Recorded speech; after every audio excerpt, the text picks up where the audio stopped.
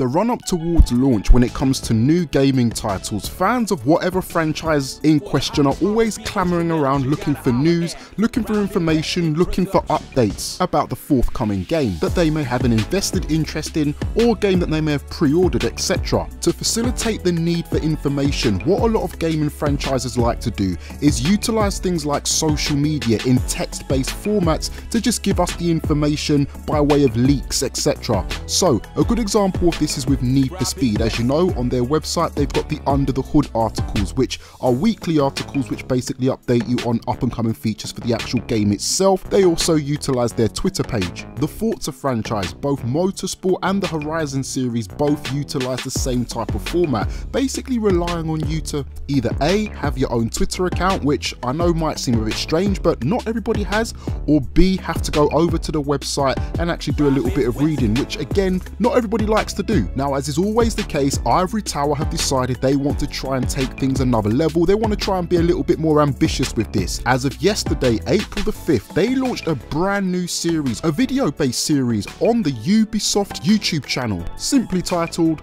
The Crew 2 Behind the Wheel. Now, episode 1 dropped yesterday, but what this is going to be is a series of short, intuitive, video-based diaries or blogs, whatever you want to call them, basically giving us the opportunity to have a visual insight into what's going on behind the scenes in the development of The Crew 2, taking a look at the studio, hearing from the development team and understanding what their vision is for the actual game itself. Now, here's the thing, I know what the YouTube autoplay feature is like. When this video finishes, you're probably going to see another video about a leprechaun having intercourse with a cheetah. You're probably going to watch that and then watch another video about something else, and then before you know it, you've totally forgotten about the heads up I'm giving you on this. So for that purpose, for that reason, what I'm going to do is for this one episode only, I'm actually going to introduce it myself. So here's the first short episode of The Crew 2 Behind the Wheel.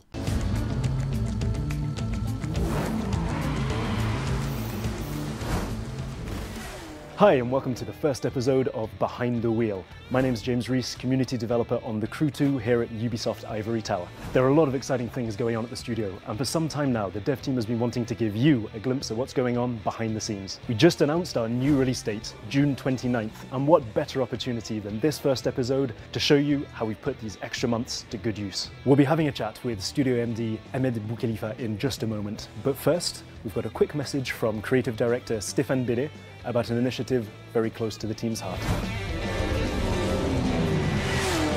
Hello everybody, this is Fergus. I'm so happy to have this opportunity to speak to you all, and I can't wait to do so more often. In our December announcement about the Crew 2 release date, we mentioned that we were very excited to use the extra time to work more with our amazing community. We have now been doing this for a few months already, in private phases we call technical tests. We have run 4 of them to date. During these technical tests, we give access to work-in-progress version of the game to small groups of active The Crew players under NDA. The aim is to test all aspects of the game, from gameplay to connectivity and balance. To achieve this, each individual test has set objectives. Regular input from players is crucial to us as a dev team. It gives us a fresh and expert perspective straight from those we are making the game for. Some testers have already spent hundreds of hours in work-in-progress game versions. The feedback we've had has been very positive and very useful. We are super grateful to all participants for their valued input and to all future testers for their time and assistance. Of course, we will be running a public beta before launch as well. We want as many of you as possible to get your hands on the game. Be sure to sign up for it on our website. Thank you all for your continued passion and support. We will see you on the road. Fergus there with some information on the technical tests, and we've now got the opportunity for a chat with the studio's managing director, Ahmed Boukhalifa. Ahmed, thank you for joining us. It's a pleasure. So we've just heard from Fergus about how we're working online with our players to make the best player experience possible, but you've also been laying the groundwork in the actual studio for some exciting developments as well. Yeah, it's true. The studios are super important for us because they allow us to get players very early into the game and to get their feedback and to make sure that we fine-tune the experience as much as we can. But we also wanted to be able to do it in-house, in the very heart of the studio where we do the development. And that's why in our new facility here in Lyon, we did build a dedicated space, which we called our playtest lab, in which we've been able to welcome players on a monthly basis for over a year now. And this was something we weren't able to do in the old building? Definitely not, because in the old building we tried to push the walls all over the place to accommodate for all the team, but that was all we could fit. So we had to go outside to do all those playtests. We still do playtests outside because it allows us to test the game, not only in France, but also in the UK, in North America and other countries in Europe and Asia. But definitely now we're super happy to be able to do it on a regular basis in our Lyon offices. Yeah, our studio admin director, Emmanuel Walid, has really gone above and beyond to give us a fantastic space to work with here. And what's exciting is that with a bigger space comes bigger teams as well. Yeah, definitely. In order to deliver the Crew 2, our most ambitious game to date, we more than doubled the size of the studio, and it's only the beginning. Absolutely. It's definitely an exciting time to be part of the Crew 2 family. Thank you again for joining us, Emin. Thank you very much. That's it for this first episode of Behind the Wheel. Thank you for joining us. Be sure to let us know your thoughts in the comments below, as well as any suggestions you might have. We'd love to hear your thoughts. Next time, we'll be taking a look at one of our playtests in action, so be sure to subscribe to our channel to see it drop. We'll catch up with you then.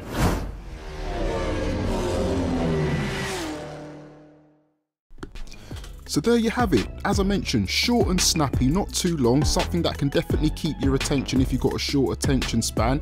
And what I like most is that it's just a new, refreshing and engaging way to go about keeping us informed about the step-by-step development process and the behind the scenes in the lead up to the launch of the Crew 2. Different, I like it. There are 2 or 3 things that I find quite impressive about this. The first is the fact that this isn't just one person sitting behind the desk just writing down a few words that you're obviously going to sit there and read. We've actually got people who are quite significant behind Ivory Tower. We've obviously got Fergus, the creative director. We've got Ahmed, the studio managing director. And obviously we've got the whole thing headed up by James Reese, who is actually the community developer. So it's good to see those faces come out and openly speak about the project that they're obviously putting a lot of time, a lot of effort into, during which is obviously a very busy time for them as the game is still in the testing phases. And that brings me very neatly on to the second thing that I've taken from this. And obviously we all know the Crew 2 is a game that has been pushed back. It got delayed. It was supposed to be launched, I believe, at some point in March and has been pushed back a couple of months. Now, during that space of time, Ivory Tower went very quiet. There wasn't much that was actually put out, and there was a lot of comments being thrown around, a lot of people getting a little bit restless, wanting to know where the Crew 2 is, frustrated that there wasn't any dates given, and there was a lot of people that were actually criticising the fact that it was pushed back, which personally I didn't understand,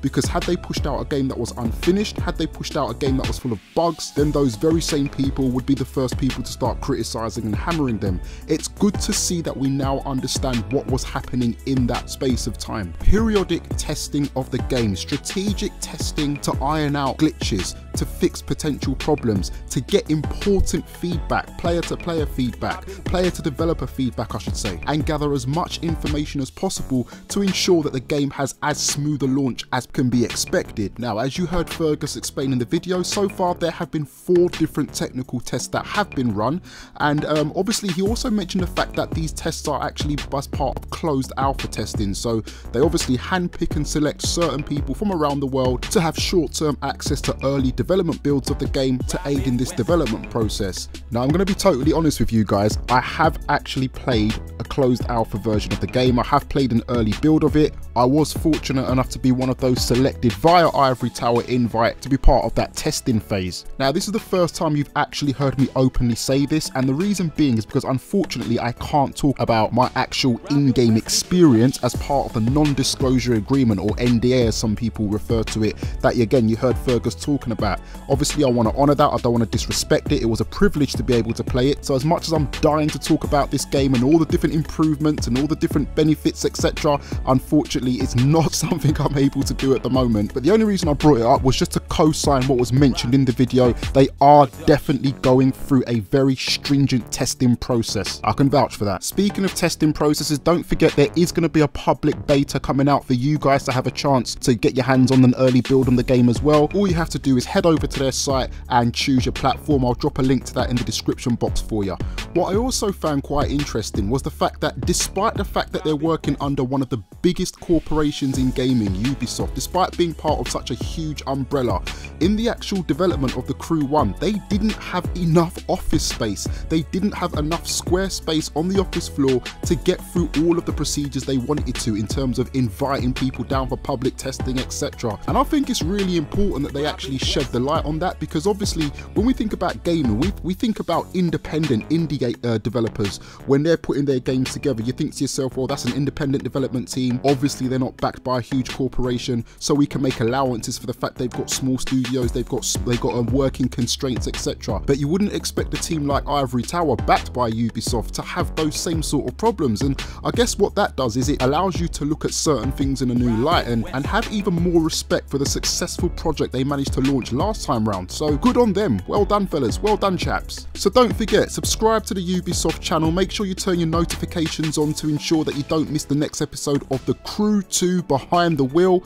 Obviously, if you don't want to do that because you're scared about getting a whole load of notification throughs about games that you're not interested in, then obviously feel free to subscribe to this channel. And as usual, I'll keep you notably informed. If it's your first time around here, I wish you a born welcome. You will find a playlist at the end of this video showing you all of the videos I've done in relation to the Crew 2 so far, discussion videos, opinion-based videos, concept-based videos. For those of you who may not have seen it so far, feel free to click that. I'll also leave that in the description box, and it will also act as a pinned comment. In the meantime, I'll see you guys when the next video comes out. Take it easy, please.